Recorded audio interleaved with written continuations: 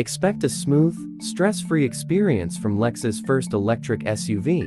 Is that enough? For as close in appearance as new Toyota BZ4s and Subaru Solterra electric crossovers there, you might not realize Lexus RZ, their triplet. All three SUVs share Toyota's e-TNGA electric vehicle architecture, but while the Toyota and Subie are readily identifiable as sharing a body, interior, and, well, nearly everything, the 2023 Lexus RZ stands apart with less awkward styling and an entirely unique and luxurious interior. To be honest, Lexus probably would prefer we play down any associations between the RZ and its mechanical siblings. But the reality is that a host of upcoming EVs from a variety of automakers will spread a relatively small number of components, batteries, motors, platforms beneath a flotilla of different cars, trucks, and SUVs, spanning the mainstream and luxury segments. In short, don't read too much into the Lexus links to the lesser BZ4X and Solterra.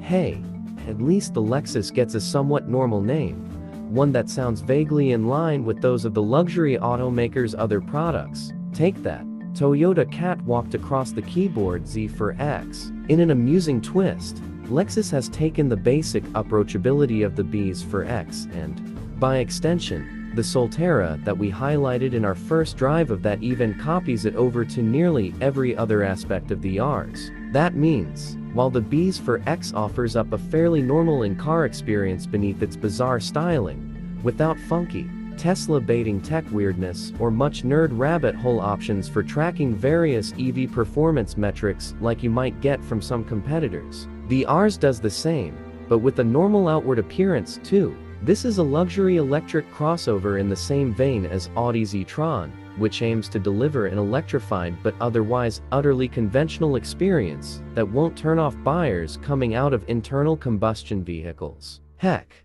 the wildest features inside are the touch-sensitive door openers like those on the NX, where you push a little button to exit the car, and the available panoramic sunroof's dimmable glass. From the exterior, the RZ 450e looks a lot like Lexus' latest gas and hybrid NX compact crossovers, only with slightly more angular detailing and fewer intakes on the front end. Sure, if you really step back and study the RZ's arcing roof profile, you can trace hints of the BZ4X and Solterra, but thanks to the puffed-out fenders, the pronounced hourglass shape to the nose that echoes Lexus's signature grille design, and those full-width taillamps, the Lexus stands on its own, dimensionally. The RZ is also slightly massaged. The 112.2-inch wheelbase is shared with the Toyota, but the Lexus sits more than half an inch lower, and is 1.4 inches wider and 4.5 inches longer. While we don't have final specifications for the interior, it seems likely that the Lexus will be roomier than its siblings. The cabin similarly takes after the NX, adopting that SUV's new generation 4.0-inch touchscreen interface, and, thankfully, its volume and HVAC knobs and a similar digital gauge cluster and steering wheel. A starter button lives up high, right in the driver's field of view to the right of the steering wheel, and there are normal control stalks sprouting from the column, window and mirror controls where you'd expect them, and an elegant rotary knob for selecting drive, park, and reverse. Everything is arranged in an utterly conventional manner, just like in the Toyota and Subaru, again reinforcing the notion that this RZ will be easy for non-EV-fanatics to slide into and drive without any kind of in-depth training. Lexus says the interior will be quieted by extra seals around the hood, acoustic glass front and rear, and even a new cross-section designed specifically for the RZ's weather stripping. All of this is critical stuff. Given the RZ's lack of an engine, most EVs battle wind and road noise in the absence of the white noise generated by internal combustion. Or maybe not. The RZ will feature expressive and cabin sounds to convey the exhilaration of driving. This presumably artificial sound will be piped into the interior in sync with the speed of the drive motors, and could mask some unwanted noises while providing a feedback loop for the driver. Try not to read this like too much of a record scratch, but the RZ will, at an unspecified future date, offer a feature that will undo this. Nothing to see here. Take That feature is a steer-by-wire setup in which there is no mechanical connection between the steering wheel and the front wheels, which will enable not only computerized variations to the steering behavior, sharper control for the onboard driver assists such as lane centering and someday evasive maneuvers, but also for Lexus to introduce a steering yoke like the one it's already shown off and promised to ours customers in China. That yoke, which lacks a full steering wheel rim, is a lot like a Tesla's unit recently introduced on the Model S and Model X, albeit with one key difference. That steer-by-wire capability means ours drivers won't need to flail around with hand-over-hand steering inputs. Lexus says Oz's with the feature will have 150-degree steering range, but doesn't specify whether that means the yoke will only turn 150 degrees in either direction, or 150 degrees lock-to-lock, so 75 degrees in each direction. Either range would eliminate the need to go hand over hand, and Lexus says the system enables nearly wrist flick U-turns at low speeds and stability at higher speeds. Underneath all of the Oz's layers of Lexus-ness sit the dual electric motors from the all-wheel drive Toyota B's for X. Lexus only lists their outputs in Q, with the front motor delivering 150 kilowatts and the rear doling out 80. Those figures match those listed for various Toyota components and convert to 201 and 107 horsepowers. If torque holds true, as we expect it will, look for 196 lb-ft from the front motor and 124 lb-ft out back, and for a combined system total of around 300 horsepowers and 300 lb-ft. A decent jump over the AWD-Bs for X, which delivers 214 horsepowers and 248 lb-ft total. Why the discrepancy? Toyota fits the Bs for X with the same 80 kW motor front and rear, whereas the Lexus gets the larger front motor used by the front-wheel drive Bs for X. The front-to-rear power split is variable 100%.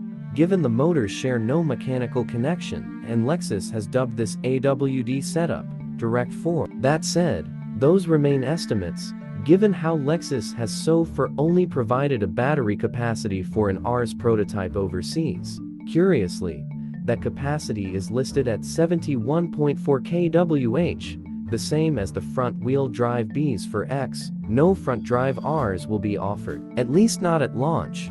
All-wheel drive Bs for X's get a higher capacity 72.8 kWh battery. When asked about the oddity of the Rs using the smaller of the Toyota's two batteries with its available higher power draw AWD setup, Lexus told us the batteries are still undergoing testing and could change before the Rs goes on sale later this year. Don't be surprised if the Rs ultimately ends up with the bigger pack, especially given Lexus's claim that its EV will be good for 225 miles of range, a few more than the AWD-Bs for X manages, at least when equipped with the smaller of its two-wheel sizes 18 inches instead of 20 seconds. This increase in range is partially attributed to a higher efficiency rear inverter, which utilizes silicon carbide power semiconductor elements in a claimed Toyota or Lexus first. The Rs will need small advances like that to stand apart, because unless Lexus finds a way to stuff a significantly greater number of battery cells into the Oz's floor than Toyota did,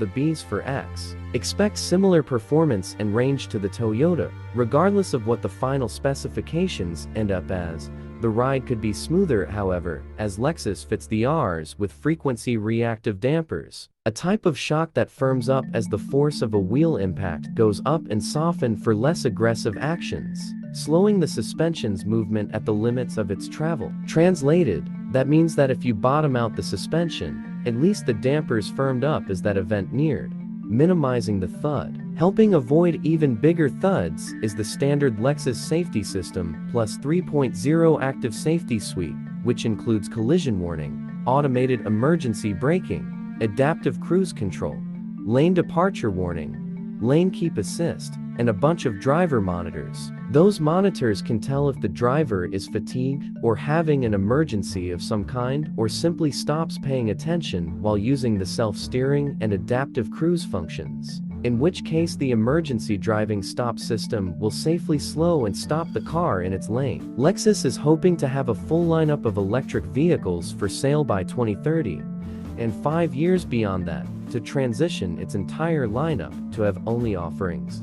The Rs for 50e is the tip of that spear, and an inauspicious one at that. This is not exactly a flashy, attention-grabbing, envy-causing electric luxury SUV.